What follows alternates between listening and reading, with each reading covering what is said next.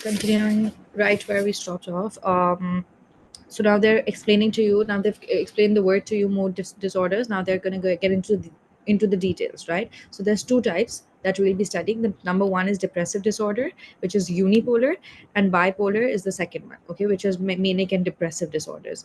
Now what this means is, so I'm going to tell you what it means, and then I'm going to read through it. So if you have any questions at the end of it, I'll surely answer those. But essentially, when you talk about depressive disorders, or when you talk about unipolar disorder or unipolar diseases, that basically means that it is uni means one, right? Uno means one. There's just one. So that means that there's one mood that sustains everything completely. Okay. So there's just one mood that constant you are feeling constantly, right? So when there's just one mood, or that is essentially a unipolar disorder, when there's one particular mood episode. So depressive disorder is a unipolar disorder because a person who has depressive disorder is constantly depressed, right?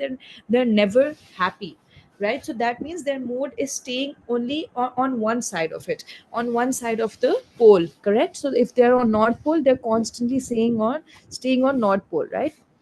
So that is basically a depressive disorder, a unipolar disorder, because your mood, your cognition, your emotions are all specific to just one emotion, which is sadness, right? So people who experience unipolar depressive episodes typically experience moods within the normal range, but sometimes their mood drops to very low end of the scale. This is known as a depressive episode. The ICD-11 defines a depressive episode as follows. So ICD-11 is basically your diagnostic manual, okay, like DSM-5. So they say that a depressive disorder is basically a period of depressed mood or diminished interest in activities occurring most of the day, nearly every day, during a period lasting at least 2 weeks, accompanied by other symptoms such as difficulty concentrating, feelings of worthlessness, and excessive or inappropriate guilt, hopelessness, etc., etc. The definition demonstrates the diversity of cognitive, affective, so affective is emotional, okay, behavioral and somatic, which is bodily or biological symptoms related to depression. A person who has experienced at least two depressive episodes will be diagnosed with recurrent depressive disorder. A doctor may add a specifier of mild, moderate, or severe to describe the intensity of the episode. This is determined by the range of symptoms experienced and their impact on this person's daily functioning.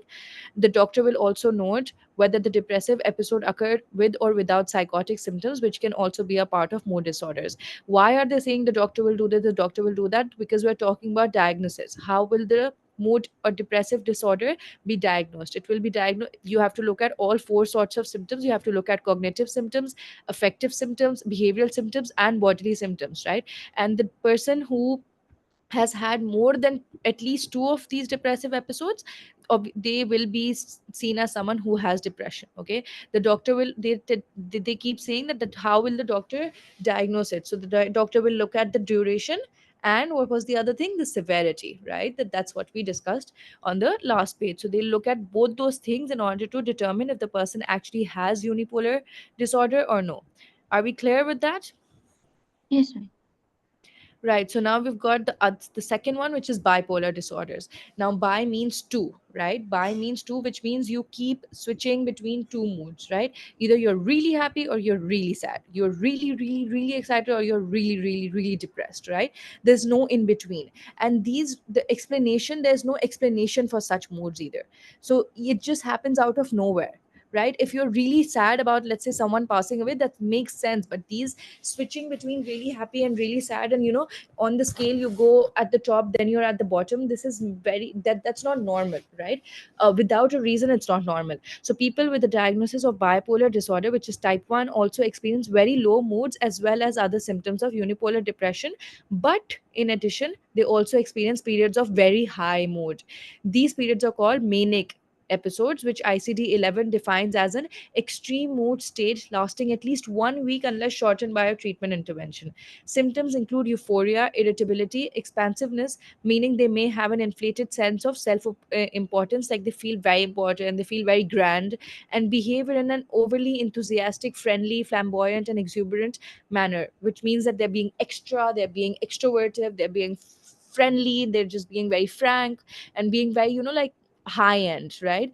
And that is basically a manic episode. And if it lasts more, so they said that if it lasts at least 1 week, it needs to be stopped with treatment. So Rapid speech. Now how do you know that a person's going through this? Rapid speech is one way. Okay, they don't need to sleep because they're always so excited and hyper. They don't really need to sleep, right?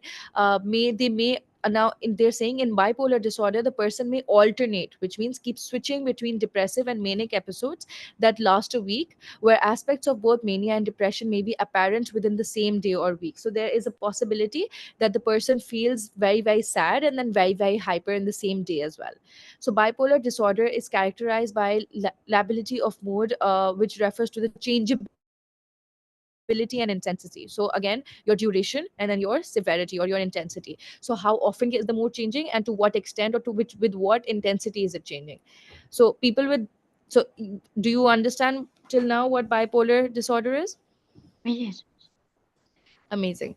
So over here, they're just giving you a very, very, very short example. So they've said people with a diagnosis of bipolar experience with the same intensity of depressive episodes as people with bipolar disorder, but they tend to experience hypomanic rather than manic episodes. So diagnosis of bipolar, they're telling us how they're so there's again, just having a manic and depressive disorder and then having a full-fledged bipolar disorder would have a difference between them. By having a bipolar disorder means that you've been diagnosed with it, right?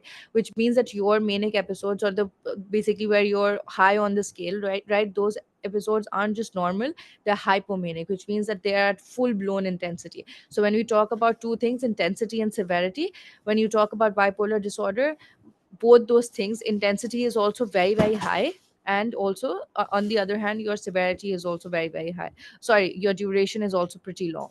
Okay, so that's what they're talking about, type 2 and type 1 bipolar disorders. Right. Are we clear till here? Any questions? Not really. Okay, great. Right, so now we've got uh, type 1, type 2 is done. You know what depressive is, you know what bipolar is, you know what bipolar ka type 1, you know bipolar is type 2. Now there's other mood disorders, right? So the further to the disorders mentioned in the chapter, it may be helpful to know other disorders beyond the ones required by the Cambridge syllabus. This is not required by the Cambridge syllabus, but they're just telling you they're talking about dysthymia, which may be diagnosed when a person experiences depressive symptoms for much of the time but never quite reaches the threshold for a diagnosis of depressive symptoms episode. Then there's cli- sorry cyclothymia, which is maybe diagnosed if a person experiences numerous hypomanic episodes and depressive symptoms within a 2-year period. Unlike the disorders above, people with these conditions have little respite. So they're just telling you examples, but they're not very severe or intense. Right, now we know that ICD 11 is the manual that is going to help us diagnose bipolar or mood affective disorders, right?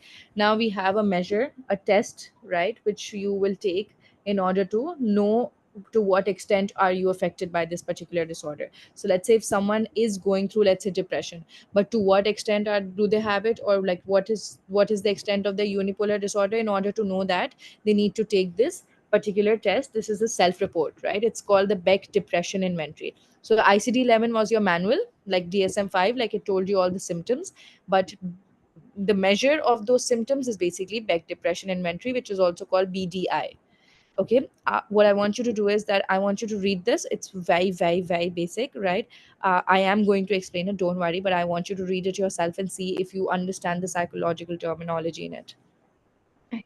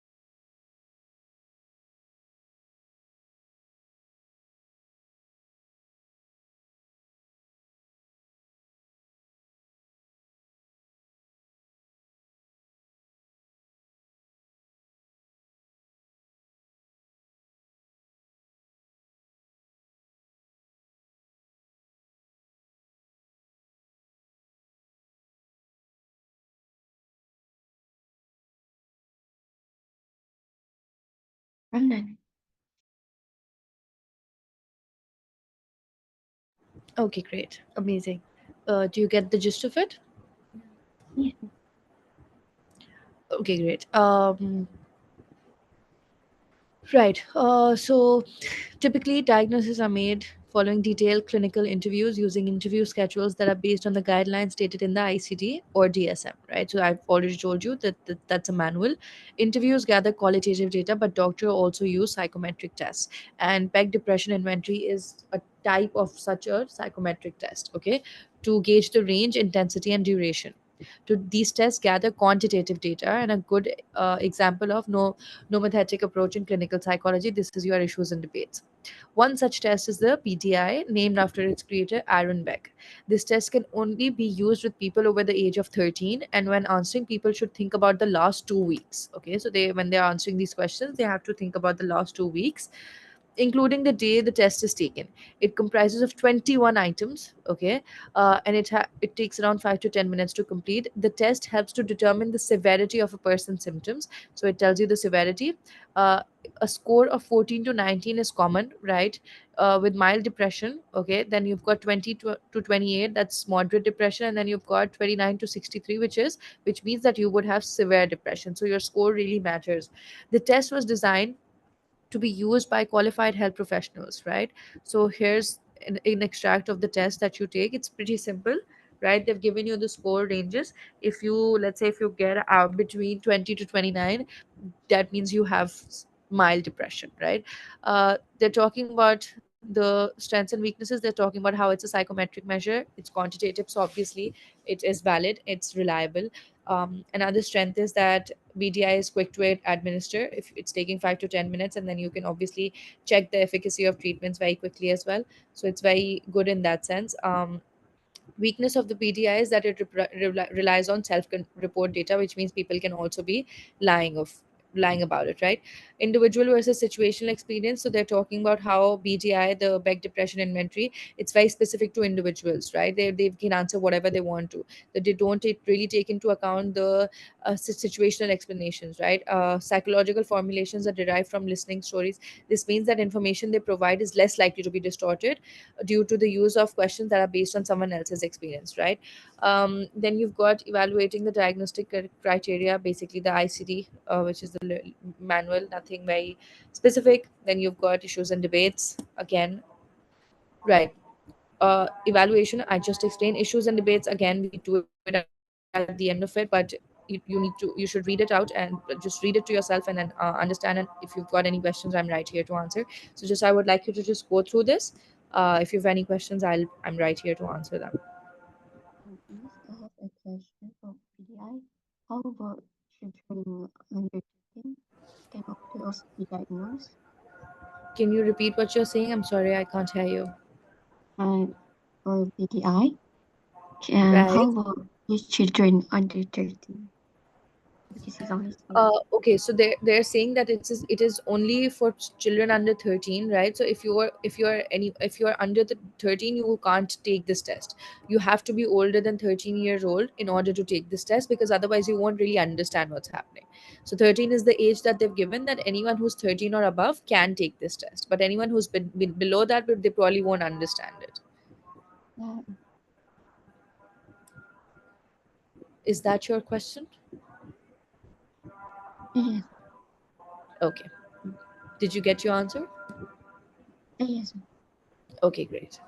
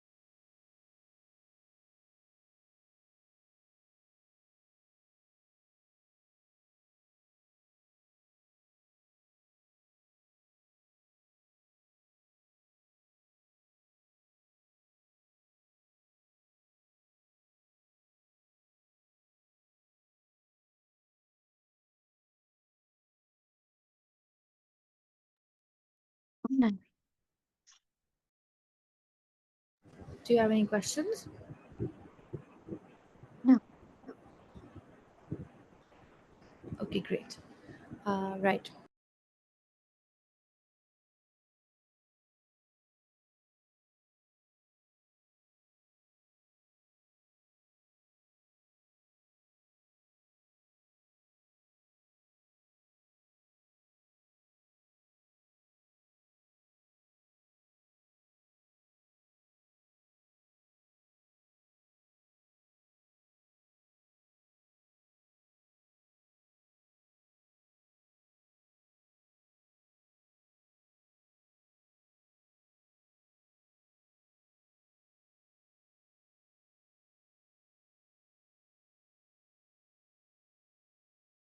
Right, let's just check our answers, right? So we're right now we've done the diagnostic part of it, right? We will have to complete at least two of these questions in the next class. But before I start the explanations, I want to cover the formatting for the questions that we had done for schizophrenia, right?